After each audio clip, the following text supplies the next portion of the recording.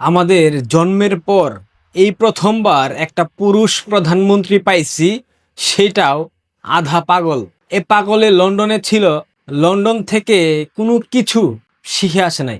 আমরা অনেকে ভেবেছিলাম সভ্য হয়েছে, সত্যবাদী হয়েছে, দেশের সত্যিকার কল্যাণ চায়, দেশের প্রধানমন্ত্রী হয়েছে, অতীতের সকল প্রতিহিংসা ভুলে গিয়ে একটা নতুন বাংলাদেশ বিনির্মাণ করবে, এই ধরনের একটা প্রত্যাশা বাংলাদেশের সাধারণ মানুষের মধ্যে ছিল। যদিও আমাদের মধ্যে ছিল না, কারণ আমরা আগে থেকে জানতাম সাপের বাচ্চা কখনো মানুষের বাচ্চা হয় না। বাংলাদেশের বর্তমান পরাধীনমন্ত্রী জনাব তারেক রহমান গতকাল সংসদে দাঁড়িয়ে কয়েকটা মিথ্যাচার করেছে।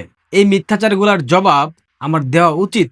আপনারা অনেকে যারা বলেন তারেক রহমান মাত্র 2 মাস হয়েছে প্রধানমন্ত্রী হয়েছে, তাকে সুযোগ দেওয়া উচিত, সময় দেওয়া উচিত। আচ্ছা, আপনারা কাকে সময় দিতে চান? একটা মিথ্যুককে, একটা প্যাথোলজিক্যাল লায়ারকে? মানুষ তাকে সুযোগ দেয় যে সেই সুযোগটাকে কাজে লাগানোর চেষ্টা করে। ন্যূনতম ইচ্ছা শক্তি থাকে একটা সুযোগকে কাজে লাগানোর জন্য, কিন্তু বর্তমান সরকারের পরাধীন মন্ত্রী, তার মধ্যে আমি সেই সুযোগকে ন্যূনতম কাজে লাগানোর মতো কোনো প্রকার উদাহরণ তার চরিত্রের মধ্যে এখন পর্যন্ত খুঁজে পাইনি, দেখিনি। গতকাল সংসদে দাঁড়িয়ে তারেক রহমান বলেছে, সেই অন্তর্বর্তীকালীন সরকারের সময় শিশুদের হামের টিকা গত কয়েক বছর ধরে বিদেশ থেকে আমদানি করা হয়নি। আমরা সকল রাজনৈতিক দল মিলিয়ে স্বৈরাচার ফ্যাসিস্টকে দেশ থেকে বাধ্য করেছি। দুঃখজনক হলেও সত্য, অন্তর্বর্তীকালীন সরকারের সময়ে হামের টিকা কেনা হয়নি। হামের টিকা ডক্টর ইউনূসের অন্তর্বর্তীকালীন সরকার কিনেনি। সে এখানে আবার যুক্ত করেছে অন্তর্বর্তীকালীন সরকার, এবং বিগত কয়েক বছর থেকে হামের টিকা কেনা হয়নি। বিগত কয়েক বছর, এখানে আমি 2 বছর বলতে পারি, 3 বছর বলতে পারি, 4 বছর বলতে পারি, 5 বছর বলতে পারি। অর্থাৎ সে ইচ্ছাকৃতভাবে আওয়ামী লীগকে টেনে এনেছে যে আওয়ামী লীগের শাসনামলে হামের টিকা কেনা হয়নি। অথচ বিশ্ব স্বাস্থ্য সংস্থা WHO এর ওয়েবসাইটে স্পষ্ট উল্লেখিত আছে, বাংলাদেশে 2019 থেকে 2024 সময়ে হাম টিকার প্রথম ডোজ কভারেজ 96 থেকে 97%, আর দ্বিতীয় ডোজ কভারেজ একই সময়ে 93%। তবে 2025 সালের জন্য এখনো কোনো তথ্য পাওয়া যায়নি। 2024 সালে হামের টিকার কভারেজ ছিল 96 থেকে 97%। এটা WHO বিশ্ব স্বাস্থ্য সংস্থার পাশাপাশি ইউনিসেফের যে ওয়েবসাইট সেখানে উল্লেখিত আছে। আপনারা যদি বিশ্বাস না করেন, WHO এবং ইউনিসেফের ওয়েবসাইটে যান, গিয়ে দেখেন 2024 সালে হামের টিকার পার্সেন্টেজ কত ছিল। অর্থাৎ 2024 সালের 5 আগস্ট শেখ হাসিনার সরকারের পতনের পূর্ব পর্যন্ত বাংলাদেশে হামের টিকার পার্সেন্টেজ ছিল 96 থেকে 97%, যেটা 2025 সালে কোনো তথ্য নাই, ইউনিসেফে কোনো তথ্য নাই, WHO বিশ্ব স্বাস্থ্য সংস্থার ওয়েবসাইটে 2025 সালের কোনো তথ্য নাই। তাহলে এই যে এই পরাধীন মন্ত্রীকে নিয়ে আপনারা ভালো কথা বলতে বলেন, আপনারা তাকে সময় দিতে চান, আপনারা আমাদেরকে বলেন আপনারা সময় দেন, আপনারা শুধু শুধু সমালোচনা কেন করেন? এই ব্যক্তিকে নিয়ে সমালোচনা করবেন না? এরকম একটা মিথ্যুক, এরকম একটা প্যাথোলজিক্যাল লায়ার যে ক্রমাগত মিথ্যা কথা বলে যায়, এই ব্যাপারটা দাঁড়াইছে ওই যে 26 লক্ষ ভারতীয় তত্ত্ব, ভারতীয় আধিপত্যবাদ, শেখ হাসিনা ভারতের কাছে বাংলাদেশকে বিক্রি করে দিয়েছে। একইভাবে, ঠিক একইভাবে তারা এখন বলার চেষ্টা করছে হামের প্রকোপে বাংলাদেশে প্রায় 200-এর উপরে শিশু মৃত্যুর ঘটনা ঘটেছে, এটার দায় শেখ হাসিনা সরকারের। অর্থাৎ শেখ হাসিনা সরকারের সময় থেকে বাংলাদেশে হামের ভ্যাকসিন বা টিকা আনা হতো না, টিকা প্রয়োগ করা হতো না। তাহলে বিশ্ব স্বাস্থ্য সংস্থা কি মিথ্যা কথা বলতেছে? ইউনিসেফ মিথ্যা কথা বলতেছে? এত অশিক্ষিত, এত মূর্খ, এর মধ্যে কোনো প্রকার অক্ষর জ্ঞান নাই। সংসদে দাঁড়িয়ে প্রাথমিক বিদ্যালয়কে প্রাথমিক বিশ্ববিদ্যালয় বলার কারণে ট্রলের শিকার হয়েছিল না গত কয়েকদিন পূর্বে? একইভাবে গতকাল সংসদে দাঁড়িয়ে আবারও প্রাথমিক বিদ্যালয়কে প্রাথমিক বিশ্ববিদ্যালয় বলেছে। এই অর্থ বছরে প্রাথমিক বিশ্ববিদ্যালয় ইনশাল্লাহ 2 লক্ষ শিশুদের মাঝে বিনামূল্যে স্কুল ড্রেস। এইটা তার একটা রোগ বলতে পারেন, কারণ সে তো কখনো বিশ্ববিদ্যালয়ের প্রাঙ্গণে পা ফেলেনি, সে তো কখনো বিশ্ববিদ্যালয়ের জীবন উপভোগ করতে পারেনি, সে তো অশিক্ষিত, ইন্টারমিডিয়েট ফেল, যার কারণে সে প্রাথমিক বিদ্যালয়কেও প্রাথমিক বিশ্ববিদ্যালয় মনে করে। কারণ সে প্রাথমিক বিদ্যালয়ে পড়াশোনা করেছে, সে প্রাথমিক বিদ্যালয়টাকে প্রাথমিক বিশ্ববিদ্যালয় হিসেবে বারবার ভাবে, তার মনের মধ্যে এটা গেঁথে আছে, যার কারণে সে প্রাথমিক বিদ্যালয়কে প্রাথমিক বিশ্ববিদ্যালয় বারবার বলার চেষ্টা করে বলে। এটা পুরোপুরি একটা মেন্টাল প্রবলেম, সাইকোলজিক্যাল প্রবলেম। সে যে অশিক্ষিত, সে যে অথর্ব, সে যে মূর্খ, এটার প্রমাণ দেয় সে এই কথা বলার মধ্য দিয়ে। গতকাল তারেক রহমান সংসদে দাঁড়িয়ে আরো একটা কথা বলেছে, অর্থ পাচারের গন্তব্য দেশসমূহের মধ্যে প্রাথমিকভাবে চিহ্নিত 10টি দেশের মধ্যে 3 দেশ চুক্তি স্বাক্ষরের বিষয়ে সম্মতি দিয়েছে, অপর 7টি দেশের সাথে চুক্তি স্বাক্ষরের বিষয়টি প্রক্রিয়াধীন আছে। 10টি দেশ থেকে বাংলাদেশ আওয়ামী লীগের যে অর্থ পাচার, সেই পাচারকৃত অর্থ ফিরিয়ে আনবে। 3টি দেশ অলরেডি সম্মতি দিয়েছে, আরো 7টি দেশ সম্মতি দেবে। অন্তর্বর্তীকালীন সরকার ক্ষমতায় আসার পরে বলেছিল আওয়ামী লীগের নেতারা দেশ থেকে লুটপাট করেছে, দেশ থেকে প্রচুর পরিমাণে অর্থ বাইরে পাচার করেছে, অর্থনীতির একটা বিশাল অংশ বাংলাদেশে পাচার করেছে।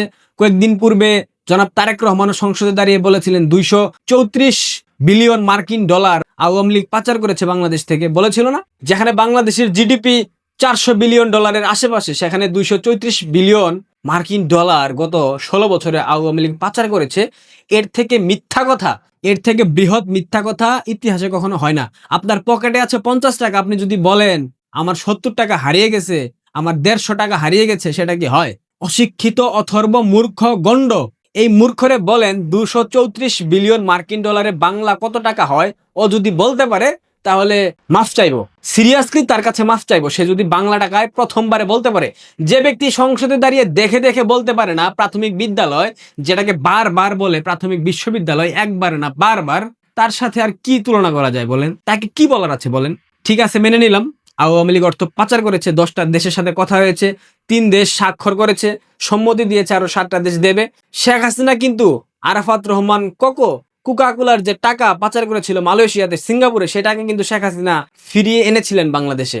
এখন শেখ হাসিনার সরকার, শেখ হাসিনার পরিবার কিংবা শেখ হাসিনা যদি টাকা সত্যিকার অর্থে পাচার করে থাকে, সেটার তথ্য প্রমাণ যদি থেকে থাকে, তবে সেই টাকা ফিরিয়ে এনে বাংলাদেশের মানুষকে দেখানো হোক, আমরা দেখতে চাই। এবং বঙ্গবন্ধু কন্যা শেখ হাসিনা তিনি নিজেও বলেছেন, আমি বিএনপির পাচারকৃত অর্থ বাংলাদেশে ফিরিয়ে এনেছিলাম। এখন বিএনপি যদি আমার অর্থ পাচারের কোনো প্রকার প্রমাণ পেয়ে থাকে কিংবা অর্থ আমি পাচার করে থাকি, সেই অর্থ ফিরিয়ে এনে বাংলাদেশের মানুষকে দেখিয়ে দিক, তাতে করে লেটা চুকে যাবে। আমরাও চাই জনাব তারেক রহমান দেখিয়ে দিক। ইউনূস তো বারবার বলেছে এক রূপপুর পারমাণবিক বিদ্যুৎ কেন্দ্র থেকে নাকি বাংলাদেশ আওয়ামী লীগ 500 কোটি টাকা লুটপাট করেছে, অথচ সেই প্রমাণ আমরা পাইলাম না। রাশিয়ার পক্ষ থেকে বলা হলো এখানে এই ধরনের অর্থ পাচারের যে কথা বলা হচ্ছে সেগুলো সম্পূর্ণ ভিত্তিহীন, মিথ্যা, গুজব। এইভাবেই বাংলাদেশের মানুষকে এরা ক্রমাগত ধুলো দিয়েছে, ক্রমাগত ধুলো দিয়ে যাওয়ার চেষ্টা করছে। এদের চরিত্রটা এরকম, এদের মধ্যে কোনো অক্ষর জ্ঞান নেই, কোনো হিতাহিত জ্ঞান নেই, কোনো বাস্তববাদী জ্ঞান নেই, কিচ্ছু নাই। এরা কোনো কিছু ভাবে না, কোনো কিছু বুঝে না, না বুঝে মন্তব্য করে বসে। ইউনিসেফ এবং WHO বিশ্ব স্বাস্থ্য সংস্থার ওয়েবসাইটে স্পষ্ট উল্লেখ আছে 2024 সালে সরকার পতনের আগ পর্যন্ত হামের টিকার যে পার্সেন্টেজ সেটা ছিল 96 থেকে 97%। যেহেতু 2025 সালের কোনো তথ্য তাদের ওয়েবসাইট উল্লেখিত নাই, তার মানে 2025 সালে কোনো টিকা কার্যক্রম হয়নি, ডক্টর ইউনূস টিকা আনেনি। এখন জনাব তারেক রহমান তো সংসদে দাঁড়িয়ে বলেছেন অন্তর্বর্তীকালীন সরকার হামের টিকা আমদানি করেনি, হামের টিকা প্রয়োগ করেনি, সেক্ষেত্রে ইউনূসের বিচার কেন হবে না? 250 শিশু হত্যার দায়ে ইউনূসকে কেন গ্রেফতার করা হবে না? কেন গ্রেফতার করা হবে বলেন? চক্রান্ত সব একসাথে হয়েছে। বাংলাদেশের ক্ষমতায় যে বসে আছে জনাব তারেক রহমান, এটা তো ডিপ স্টেটের দয়া দাক্ষিণ্যে। মার্কিন যুক্তরাষ্ট্রের সাথে যে বাণিজ্য চুক্তি হয়েছে, এই চুক্তি তো তারেক রহমান খোদ নিজে জানতো, জামাতের আমির জানতো, নাহিদ ইসলাম জানতো। এরা সবাই সম্মিলিতভাবে রাষ্ট্রকে বিক্রি করে দিয়ে ক্ষমতার মসনদে অধিষ্ঠিত হয়েছে। এর থেকে বড় কোনো সত্যি কথা এই মুহূর্তে বাংলাদেশে আর দ্বিতীয়টি নেই। এটা আপনারা মানেন কি মানেন না বলেন? যদি তারেক রহমানের চুক্তির সাথে সম্পৃক্ত না থাকে, যদি তারেক রহমান ডিপ স্টেটের চর না হয়ে থাকে, যদি তারেক রহমান ISI এর চর না হয়ে থাকে, যদি তারেক রহমান CIA এর চর না হয়ে থাকে, সেই ক্ষেত্রে ইউনূসকে গ্রেফতার করে ইতিহাস সৃষ্টি করুক, ইউনূসকে শাস্তির আওতায় আনুক। 250 শিশু হত্যার দায়ে ইউনূসের তো ফাঁসি হওয়া উচিত। কি বলেন? আপনাদের কি অভিমত? হবে না, কারণ জনাব তারেক রহমান ইউনূসের মধ্যে জিয়াউর রহমানের ছায়া দেখতে পান, যেটা মির্জা ফখরুল দেখতে পেয়েছিলেন। ঠিক একইভাবে তারেক রহমান ডক্টর ইউনূসের চেহারার মধ্যে তার পিতা ফ্যাসিস্ট জিয়াউর রহমানের ছায়া দেখতে পান, অর্থাৎ ইউনূস তারেক রহমানের পিতার সমতুল্য। সুতরাং পিতার বিরুদ্ধে সন্তান কখনোই কোনো প্রকার বন্দোবস্ত করতে পারে না, কোনো প্রকার পদক্ষেপ নিতে পারে না, কোনো প্রকার আইনি প্রয়োগ তার উপর করতে পারে না। জনাব তারেক রহমান সেটা করবেও না। বাধ্যগত সন্তান তো পিতার, বুঝেন নাই? পিতা তো ক্ষমতায় থাকাকালীন লন্ডনে গিয়েছিল পুত্রের সাথে দেখা করার জন্য, এটা তো আমরা দেখেছি। সেখানে কি ধরনের বৈঠক হয়েছে সেটাও আমরা জানি। এই বদমাশদেরকে এগুলা বইলা লাভ নাই, এরা যা করার করবে। বাংলাদেশের সর্বনাশ হয়ে গেছে এবং বাংলাদেশের সাথে মার্কিন যুক্তরাষ্ট্রের যে বাণিজ্যিক চুক্তি, সেই চুক্তির আনুষ্ঠানিক বাস্তবায়ন শুরু হতে যাচ্ছে খুব শীঘ্রই। 14টি বোয়িং কিনবে সরকার, 30 এপ্রিলের মধ্যে চূড়ান্ত সিদ্ধান্ত। তার মানে আর হাতে আছে 8 দিন। 8 দিনের মধ্যে চূড়ান্ত সিদ্ধান্ত আসবে। মার্কিন যুক্তরাষ্ট্রের কাছ থেকে বাংলাদেশ 14টি বোয়িং বিমান কিনবে। একটা বাংলায় কথা আছে, বড়ই বিচি যায় না কাঁঠাল বিচির জোর প্রয়োগ। এটার মানে বুঝেন? বড়ই বিচি নিতে পারে না, সেখানে কাঁঠালের বিচি দেওয়া হচ্ছে। তার মানে কাঁঠালের বিচি বড়ের বিচির থেকে অনেক বড় হয়। যেখানে বাংলাদেশের মানুষের মৌলিক অধিকার নাই, যেখানে বাংলাদেশের মানুষের মৌলিক চাহিদা পূরণে ব্যর্থ সরকার, যেখানে তেল নাই, গ্যাস নাই, পেট্রোল নাই, ডিজেল নাই, বিদ্যুৎ নাই, সার নাই, কিচ্ছু নাই, যেখানে লক্ষ লক্ষ মানুষ বেকার হয়ে গেছে। প্রতি 5 জনে একজন শিক্ষিত, উচ্চ শিক্ষিত বেকার বাংলাদেশে। এই মুহূর্তে 8 লক্ষ শিক্ষিত বেকার ঢাকা শহরে অবস্থান করতেছে। এগুলো নিয়ে সরকারের কোনো মাথা ব্যথা নাই। শিক্ষামন্ত্রী মুরগি মিলন আছে, কিভাবে নকল ধরতে হবে এই যুগে আইসা নকল ধরার জন্য পরীক্ষা কেন্দ্রে কেন্দ্রে ঘুরে বেড়াচ্ছে। আর আমাদের প্রধানমন্ত্রী, দুঃখিত পরাধীন মন্ত্রী সংসদে দাঁড়ায় বারবার বলতেছে প্রাথমিক বিশ্ববিদ্যালয়। এদের হাতে রাষ্ট্র পরিচালনার দায়িত্ব। এরা নাকি বাংলাদেশের উন্নতি করবে, এরা নাকি বাংলাদেশকে স্থিতিশীল করবে, এরা নাকি বাংলাদেশকে 2034 সালের মধ্যে $1 ট্রিলিয়ন অর্থনীতিতে নিয়ে যাবে। মানে এগুলো হাস্যকর কথা এরা কিভাবে বলে বলেন তো? বাংলাদেশের মানুষের গলার মধ্যে চেপে ধরা হবে 30 তারিখের মধ্যে যেই চুক্তি বাস্তবায়ন হবে, অর্থাৎ 14টি বোয়িং বিমান কেনা হবে। এই বিমান আসলে কোথায় দেবে, নাকি লন্ডনে পালিয়ে যাওয়ার জন্য জনাব তারেক রহমান রেখে দেবে, সেটা সময় বলে দেবে। বাংলাদেশ আওয়ামী লীগের অনলাইন অ্যাক্টিভিস্ট যারা আছেন, যারা কথা বলেন, যারা লেখালেখি করেন, যারা ভিডিও বানান, তাদের উদ্দেশ্যে একটাই বার্তা থাকবে, একটা আহ্বান থাকবে।